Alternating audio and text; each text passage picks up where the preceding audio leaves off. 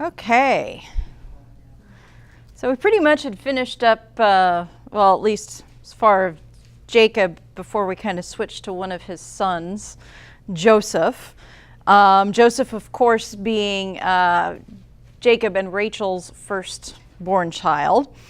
And we're going to pick that up in chapter 37. And verse 2 starts out, Joseph, a young man of 17, was tending the flocks with his brothers, the sons of Bela, the sons of Zilpah, his father's wives, and he brought their father a bad report about them.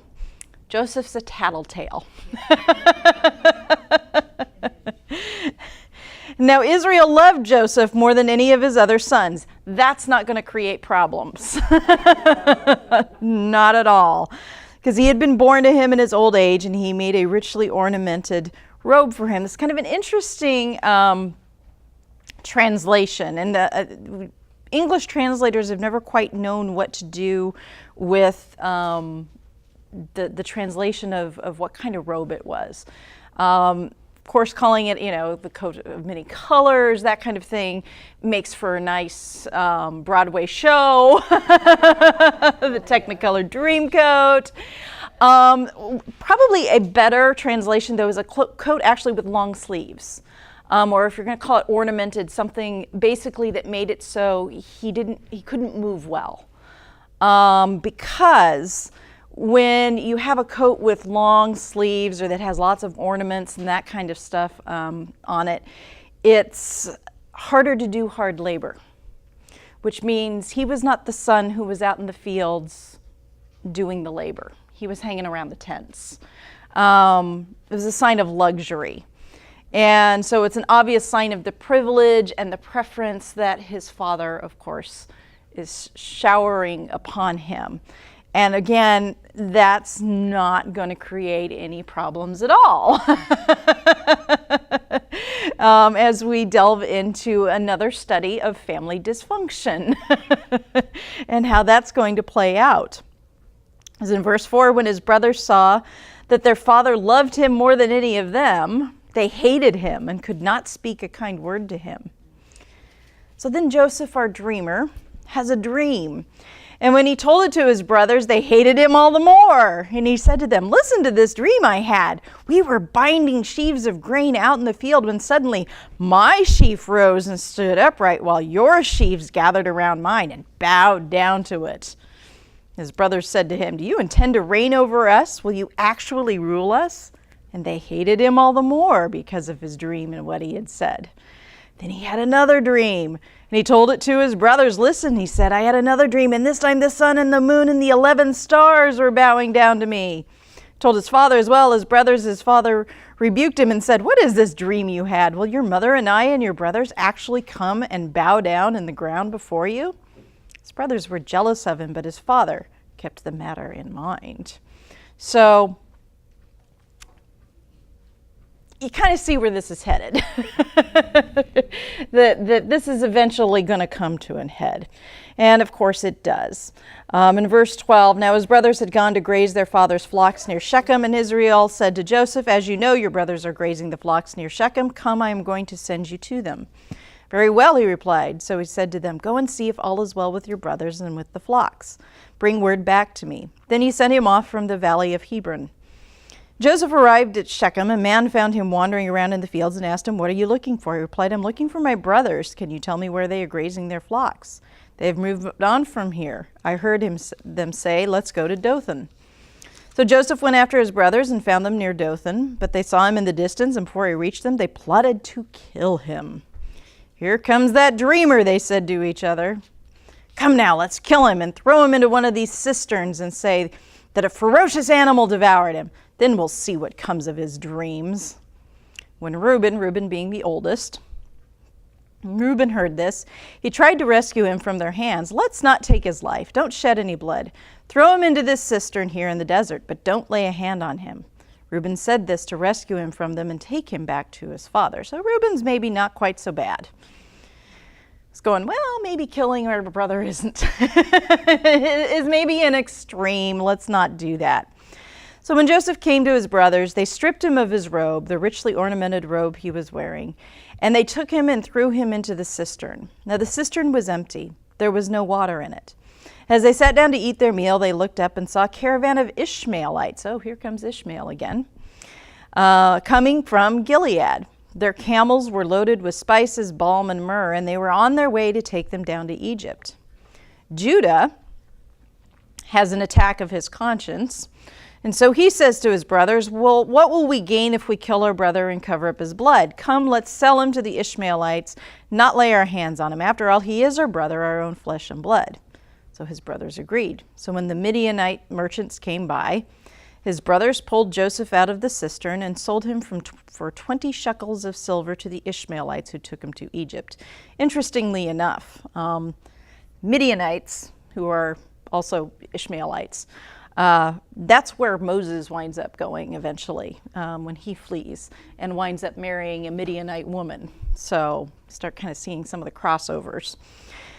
When Reuben returned to the cistern and saw that Joseph was not there, he tore his clothes and he went back to his brothers and said, "The boy isn't there. Where can I turn now?" And they got Joseph's robe, slaughtered a goat, dipped the robe in the blood.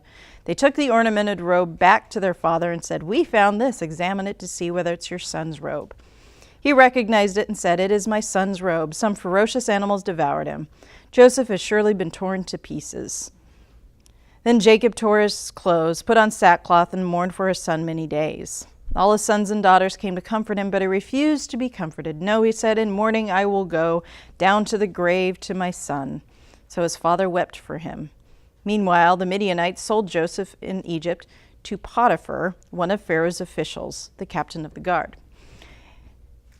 Now, chapter 28 is kind of an interesting story stuck in the middle of, what did I say? 20.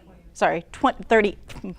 Yes, that one. It doesn't say anything here about God and how he felt toward Joseph. That is correct. There is no mention yet of God. That comes later. However, what we're going to find is even when God isn't mentioned, you find God is still at work. Chapter 38, though, is this kind of interlude where you get the story of Judah and Tamar. And you kind of sit there and wonder, why on earth is this story in the middle of Joseph's story? Well, if you remember right, I said, we kind of like to pick up themes. What's been the theme of Jacob and now carrying on into Joseph? Well, that's one issue, but this is a theme of trickery, deception. Jacob was a trickster. He was constantly deceiving. And what we're going to get with the story of Judah and Tamar is yet another deception story. So it kind of fits when you're following that particular theme. So there's this story of Tamar, who happens to be Judah's eldest son's wife. And when his eldest son dies, he gives him to the next son, gives her to the next son, because that was what you did, is if she was widowed and there was still another son, then they took that on. The problem was that any child that was then born to her would be considered the elder son's son, not the one who actually gets her pregnant. And so that son decides, I'm not going to get her pregnant, so God strikes him dead. In verse 10, when what he did was wicked in the Lord's sight, so he put him to death also. So that's always, you've got some questions about things, that God finds offensive and will warrant the death penalty. But so Judah then said to his daughter-in-law Tamar, "Live as a widow in your father's house until my son Shelah grows up," for he thought, "He may die too, just like his brothers." So Tamar went to live in her father's house, and after a long time, Judah's wife, the daughter of Shua, died. When Judah had recovered from his grief, he went up to Timnah to the men who were shearing his sheep, and his friend Hira the Adullamite went with him. When Tamar was told, your father-in-law is on his way to Timnah to shear his sheep, she took off her widow's clothes, covered herself with a veil to disguise herself, and sat down at the entrance to Enaim, which is in the road to Timnah. For she saw that though Shelah had now grown up, she had not been given to him as his wife, because he pretty much thought she was bad luck. He'd already lost 2 sons that had been married to her. Maybe that she was the problem. So he's not giving her to the 3rd son, which of course is a slap in her face, not to mention it continues to be dishonorable towards her as well. So she devises this little plan. So when Judah saw her, he thought she was a prostitute, for she had covered her face. Not realizing that she was his daughter-in-law, he went over to her by the roadside and said, come now, let me sleep with you. What will you give me to sleep with you? She asked. I'll send you a young goat. Will you give me something as a pledge until you send it? He said, what pledge should I give you? Your seal and its cord and the staff in your hand. So he gave them to her, slept with her, and she became pregnant. And she left, took off her veil, and put on her widow's clothes again. Meanwhile, Judah sent the young goat by his friend in order to get his pledge back from the woman, but he did not find her, and he asked the men who lived there, where is she? Who was the shrine prostitute who was beside the road at Enaim. Well, there hasn't been any shrine prostitute here, they said, so they went back and said we didn't find her. Besides, the men who lived there said there hasn't been one. So Judah said, let her keep what she has, or she will become a laughingstock. After all, I did send her this young goat, but you didn't find her. So about 3 months later, Judah is told, your daughter-in-law, Tamar, is guilty of prostitution, and as a result, she is now pregnant. And Judah said, well, bring her out and have her burned to death. Because that's what you do with unwed pregnant women. As she was being brought out, she sent a message to her father-in-law, I am pregnant by the man who owns these. And added, see if you recognize whose seal and cord and staff they are. Judah recognized them and said, oh, whoops. She is more righteous than I, since I wouldn't give her to my son Shelah. And he did not sleep with her again. When the time came for her to give birth, there were twin boys in her womb. As she was giving birth, one of them put out his hand. So the midwife took a scarlet thread and tied it to his wrist. Said, this one came out first, but when he drew back his hand, his brother came out. And she said, so this is how you've broken out. So his name was Perez. Then his brother, who had the scarlet thread on his wrist, came out, and he was given the name Zerah. Now, the interesting thing about Judah and Tamar is that David's line is going to come through Judah and Tamar, which means Jesus' line comes through Judah and Tamar. So it's part of why this is in there, is because it's all connected to David. Back to Joseph. Joseph is gonna, be the victim again.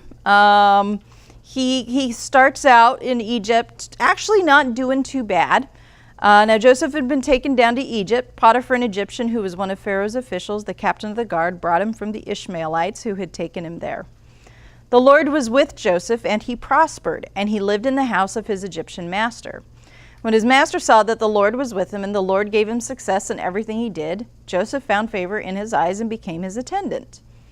Potiphar put him in charge of his household, and he entrusted to his care everything he owned. From the time he put him in charge of his household and all that he owned, the Lord blessed the household of the Egyptian because of Joseph. So you get, Potiphar's recognizing, hey, this guy's good to have around, let's keep him happy. So we find Joseph kind of rising up through the ranks. But then there was this problem. At the end of verse 6. Now Joseph was well built and handsome. And after a while, his master's wife took notice of Joseph and said, come to bed with me. Now, I talked a little bit about this in my sermon. I'm pretty sure Potiphar's wife, this is not the first time she's done this.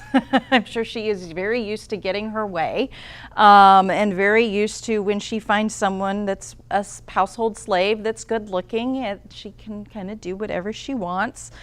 And Joseph refuses, which a slave is not supposed to refuse. That's not a slave's role. A slave's role is to do what he's told. With me in charge, he told her, my master does not concern himself with anything in the house. Everything he owns he has entrusted to my care. No one is greater in this house than I am. My master has withheld nothing from me except you, because you are his wife. How then could I do such a wicked thing and sin against God? And though she spoke to Joseph day after day after day after day, he refused to go to bed with her or even be with her. One day he went into the house to attend to his duties. None of the household servants were inside. She caught him by his cloak and said, come to bed with me. But he left his cloak in her hand and ran out of the house. Remember that cloak that got him into trouble to begin with? Well, another cloak's getting him in trouble again. Only this time it's not because he's being, it's kind of the situation's a little bit reversed. Before he was being kind of a little snot. Now not so much. He's actually doing the right thing. So he left his cloak in her hand and ran out of the house. When she saw that he had left his cloak in her hand and had run out of the house, she called her household servants. Look, she said to them, this Hebrew has been brought to us to make sport of us. Came here to sleep with me, but I screamed, and when he heard me scream for help, he left his cloak beside me and ran out of the house. So down to verse 19. When his master heard the story, his wife told him, saying, this is how your slave treated me. He burned with anger, and Joseph's master took him and put him in prison, the place where the king's prisoners were confined. Now, he's going to stay there for about 2 more years. So he's gone from this place of privilege in his father's home to being a slave to now he's a prisoner. As you might say, oh, how the mighty have fallen. He has really gone downhill. But here it does say the Lord was with him. Yes, and that is going to be the point. Yes, because the plot is going to take a decisive turn at this point, especially with his dreams. And where his dreams earlier had caused him all kinds of trouble because of how he decided to be kind of a naive little and lord it over his brothers, this is going to, so that kind of was the catalyst for his downfall. This is going to be the cause of his redemption. So basically, what begins to happen is that Pharaoh begins having dreams in chapter 41. When 2 full years had passed, Pharaoh had a dream, and he was standing by the Nile when out of the river there came up 7 cows, sleek and fat, and they grazed among the reeds. After them 7 other cows, ugly and gaunt, came up out of the Nile and stood beside those on the riverbank. And the cows that were ugly and gaunt ate up the 7 sleek, fat cows. Then Pharaoh woke up. He fell asleep again and had a second dream. 7 heads of grain, healthy and good, were growing on a single stalk. After them, 7 other heads of grain sprouted thin and scorched by the east wind. The thin heads of grain swallowed up the 7 healthy full heads. Then Pharaoh woke up. It had been a dream. In the morning his mind was troubled, so he sent for all the magicians and wise men of Egypt. Pharaoh told them in his dreams, but no one could interpret them for him. Then the chief cupbearer said to Pharaoh, today I'm reminded of my shortcomings. Pharaoh was once angry with his servants, and he imprisoned me and the chief baker in the house of the captain of the guard. Each of us had a dream the same night, and each dream had a meaning of its own. Now a young Hebrew was there with us, a servant of the captain of the guard. We told him our dreams, and he interpreted them for us, giving each man the interpretation of his dream. And things turned out exactly as he interpreted them to us. I was restored to my position, and the other man was hanged. So Pharaoh sent for Joseph, and he was quickly brought from the dungeon. When he had shaved and changed his clothes, he came before Pharaoh. And Pharaoh said to Joseph, I had a dream, and no one can interpret it. But I have heard it said of you that when you hear a dream, you can interpret it. I cannot do it, Joseph replied to Pharaoh, but God will give Pharaoh the answer he desires. So start to see a little shift in Joseph. He's kind of gone from the the petulant little snot to He's turned pretty much everything over to God at this point. And sometimes that's kind of where you need to be, before you're willing to turn things over to God, as you are at your absolute rock bottom. Hopefully that doesn't take it for all of us to get there in order to turn things over to God. But that's where Joseph is. He spent 2 years in prison, and he's pretty much like, not me. If I can do this, it's God. So then Pharaoh said to Joseph, in my dream, I was standing on the bank of the Nile. So he recounts this. And in verse 25, Joseph said to Pharaoh, the dreams of Pharaoh are one and the same. God has revealed to Pharaoh what he is about to do. The 7 good cows are 7 years, and the 7 good heads of grain are 7 years. It is one and the same dream. The 7 lean, ugly cows that come up afterward are 7 years, and so are the 7 worthless heads of grain scorched by the east wind. They are 7 years of famine. It is just as I said to Pharaoh. God has shown Pharaoh what he is about to do. 7 years of great abundance are coming throughout the land of Egypt, but 7 years of famine will follow them. Then all the abundance of Egypt will be forgotten, and the famine will ravage the land.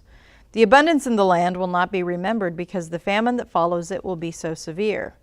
The reason the dream was given to Pharaoh in 2 forms is that the matter has been firmly decided by God, and God will do it soon. And now let Pharaoh look for a discerning and wise man and put him in charge of the land of Egypt. Let Pharaoh appoint commissioners over the land to take 1/5 of the harvest of Egypt during the 7 years of abundance. They should collect all the food of these good years that are coming, store up the grain under the authority of Pharaoh to be kept in the cities for food. This food should be held in reserve for the country to be used during the 7 years of famine that will come upon Egypt, so that the country may not be ruined by the famine.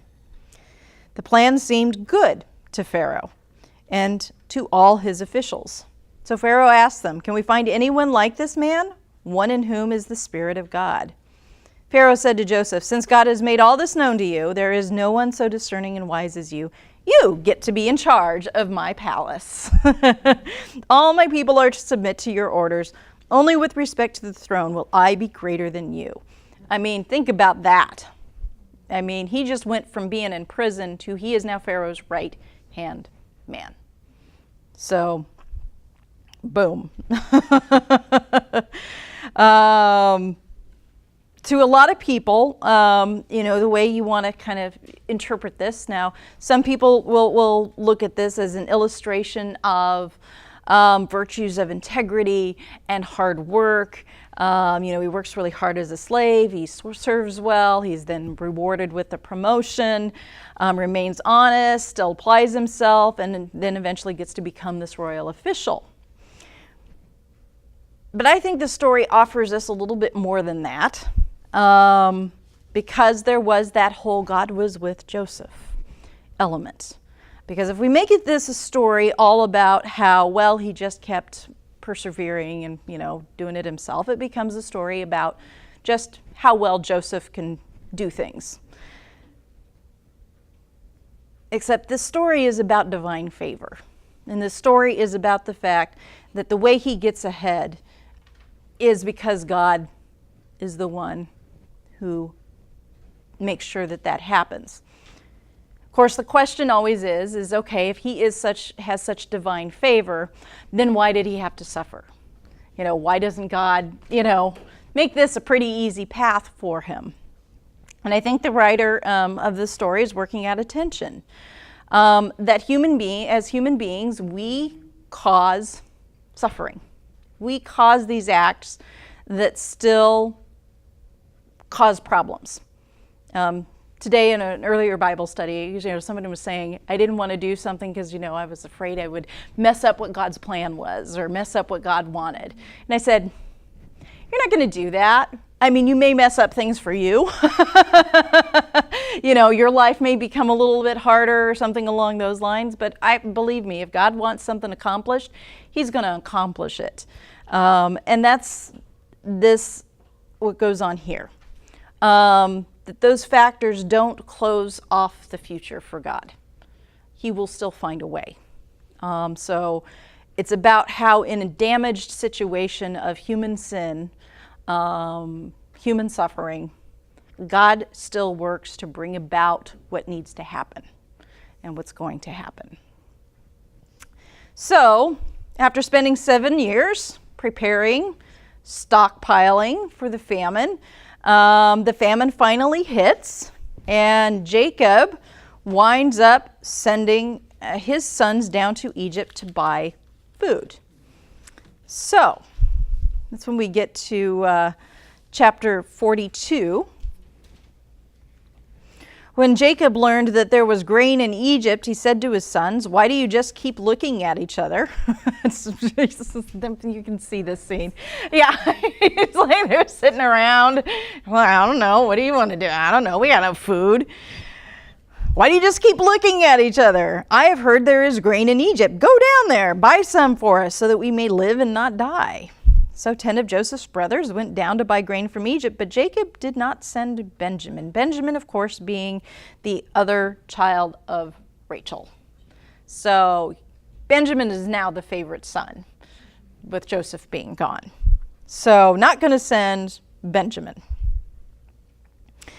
So Israel's sons were among those who went to buy grain, for the famine was in the land of Canaan also. Now Joseph was the governor of the land, the one who sold grain to all its people. So when Joseph's brothers arrived, they bowed down to him with their faces to the ground. There's the dream. They're fulfilling that dream, whether they intended to do that or not. And the interesting thing about this part of the story is that whole theme of trickery comes in yet again, because they don't recognize him. Now, it's an unintended trickery initially, because Joseph doesn't set out to, fool them. It's just they don't recognize him because, when they saw him, he was, first of all, just a kid. And now he's, a grown man. He's in charge, and he's Pharaoh's right-hand man. So as soon as Joseph saw his brothers, he recognized them, but he pretended to be a stranger and spoke harshly to them. "Where do you come from?" he asked. "From the land of Canaan," they replied, "to buy food." Although Joseph recognized his brothers, they did not recognize him. Then he remembered his dreams about them and said to them, "You are spies! You have come to see where our land is unprotected." "No, my lord," they answered. "Your servants have come to buy food. We are all the sons of one man. Your servants are honest men, not spies." "No," he said to them, "you have come to see where our land is unprotected." They replied, "Your servants were 12 brothers, the sons of one man who lived in the land of Canaan. The youngest is now with our father, and one is no more." I like how they did that. He's just no more.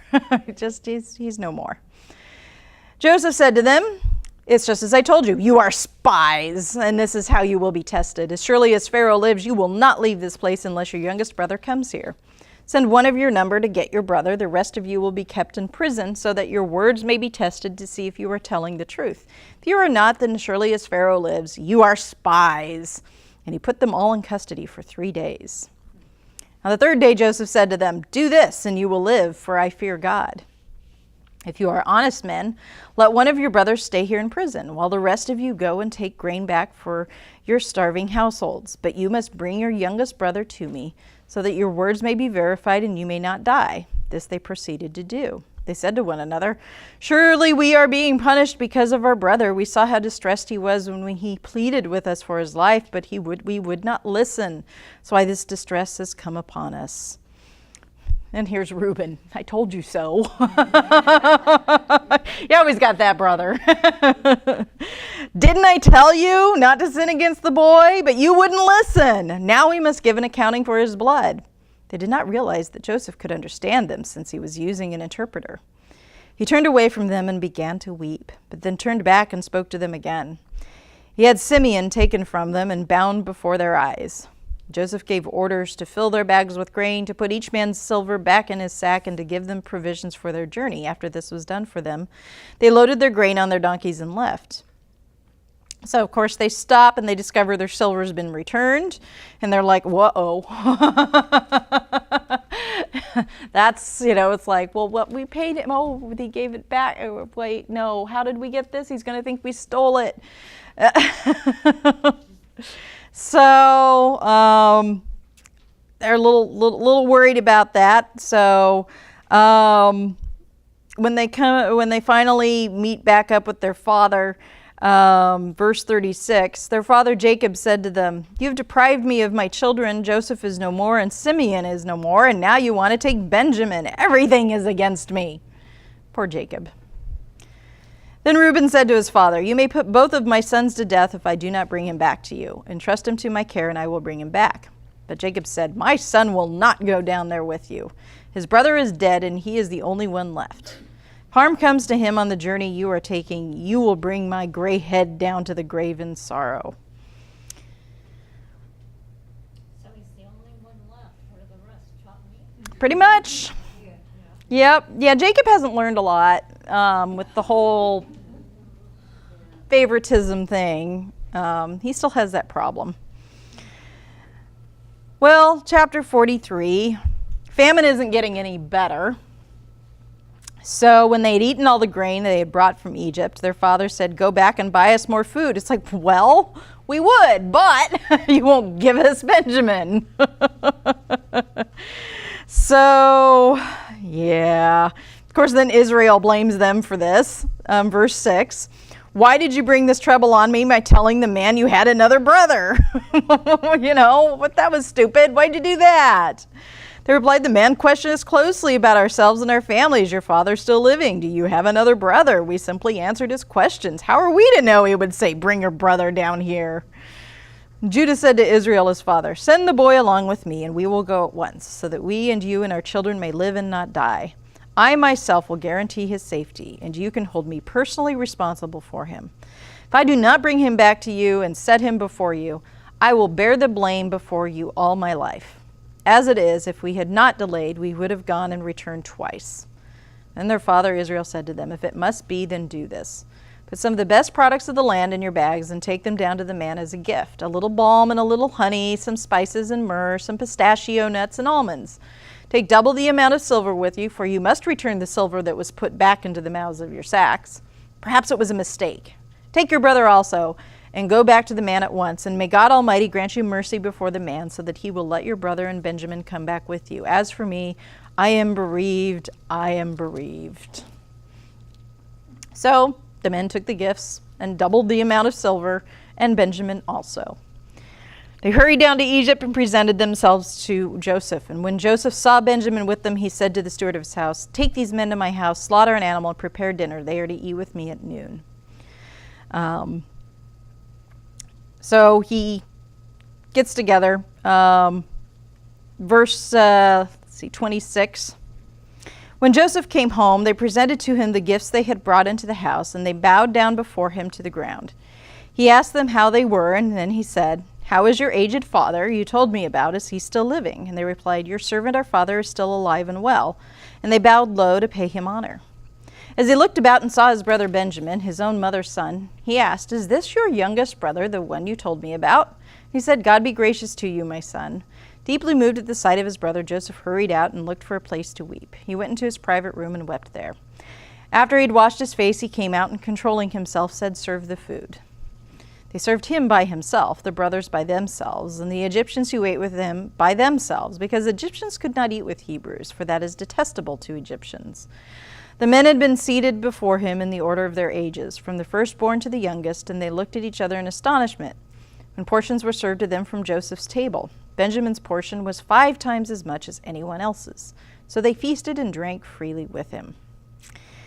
Well, Joseph's not done messing with his brothers.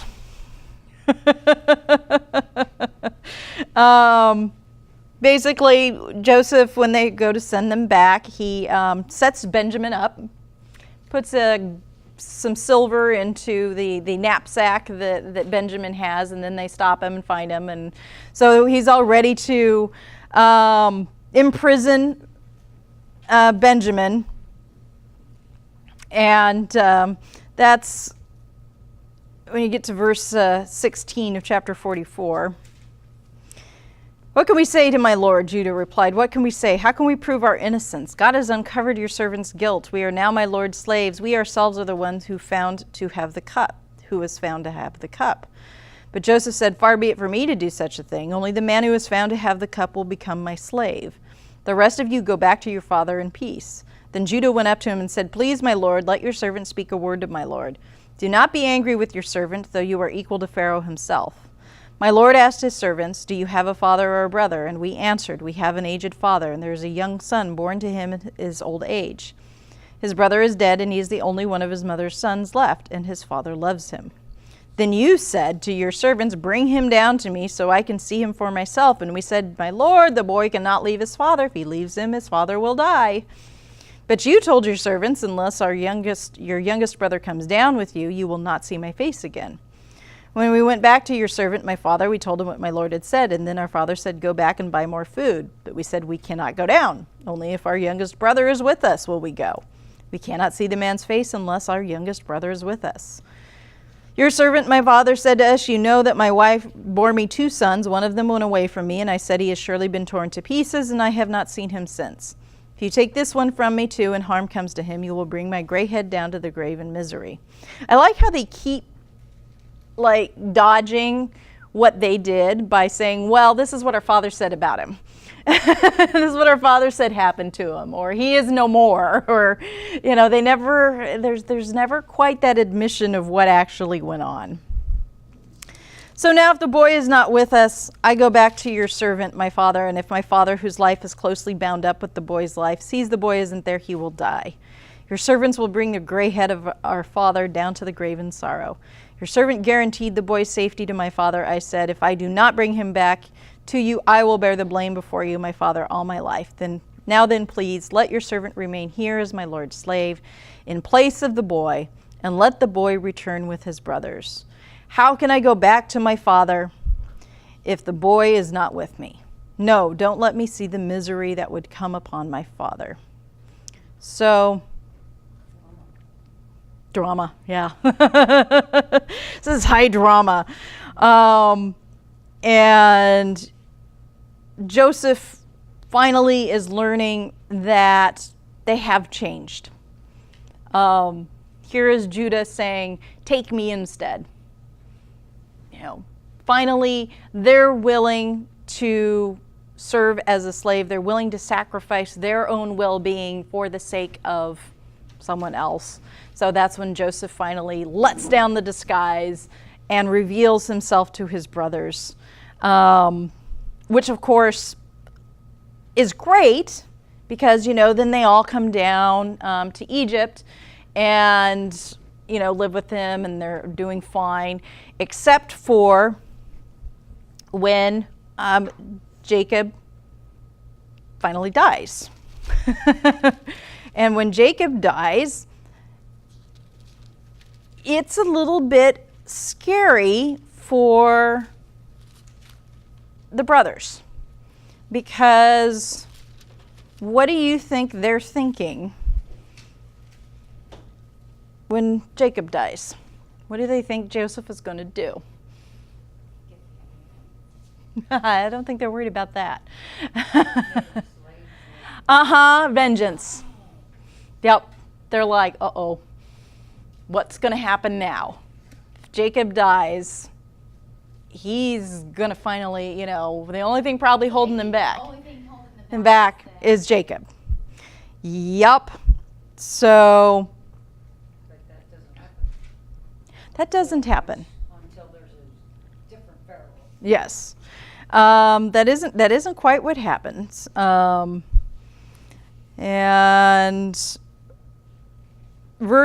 chapter, if you go, we're going to skip ahead quite a bit. Chapter 50.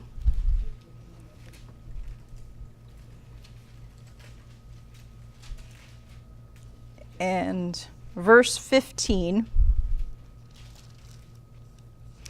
When Joseph's brothers saw that their father was dead, they said, what if Joseph holds a grudge against us and pays us back for all the wrongs we did to him? They did some pretty horrible things to him. So they sent word to Joseph saying, your father left these instructions before he died. This is what you say to Joseph. I ask you to forgive your brothers the sins and the wrongs they committed in treating you so badly. Now please forgive the sins of the servants of the God of your father. When their message came to him, Joseph wept. His brothers then came and threw themselves down before him. We are your slaves, they said. Joseph said to them, don't be afraid. Am I in the place of God? Now, if you're not somebody who likes to underline their Bible, I still would advise you underline this. This is a very important point. You intended to harm me, But God intended it for good, to accomplish what is now being done, the saving of many lives. So then don't be afraid, I will provide for you and your children. He reassured them and spoke kindly to them. It's a statement really of what this whole story is about. Yeah, verse 19, last part of 19. I in the place of God. Verse 20, you intended to harm me, but God intended it for good, to accomplish what is now being done, the saving of many lives. This is that statement of what this story is all about, is you can do all the bad things you're going to do, but God is still going to work his will. So what you maybe have intended to be bad, God can turn around. And God can find a way to make that a good thing. And that's something when I think all of us, we look back on our lives and see things that have happened that, were bad or whatever. And when we eventually get to the other side of it, we're like, oh, there was actually a lesson there, or there was a point to that. Not everything. There are some things that happen that you never know what the point is. But God plays a very subversive role in this whole issue of how he gets in the middle of human conflict.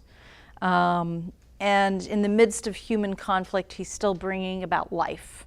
And he's still bringing about the well-being of others. So how God works is not always apparent to us, but from the perspective of the ancient narratives, that's the question that we kind of still have to keep asking. How is God working in this? What is God doing with this? When we see the turmoil, when we see all of the stuff that surrounds us and just seems like there's no hope, what's God doing with that? And that's the question that stories like this are supposed to make us ask and look for. What's God doing? What is he going to do with this? How is God still working in the midst of all this trickery, all of this lying, all of this deceit? How is God still working ultimately for good?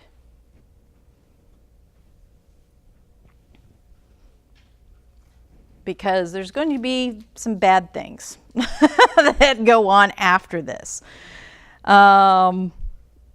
Because then we get into the book of Exodus. And, of course, in the book of Exodus, there are some things that happen. There's some changes. Joseph is Pharaoh's right-hand man, but then after a while, not so much. As we find out in Exodus chapter 1, verse 8, then a new king who did not know about Joseph came to power in Egypt. So they've forgotten all about him. Yep, he's dead, he's done. Look, he said to his people, the Israelites have become much too numerous for us. Come, we must deal shrewdly with them, or they will become even more numerous. And if war breaks out, we'll join our enemies, fight against us, and leave the country. This is so interesting. I like the story of shipwreck. Yes. But this is always kind of an interesting story about, because of course, the Hebrew slaves are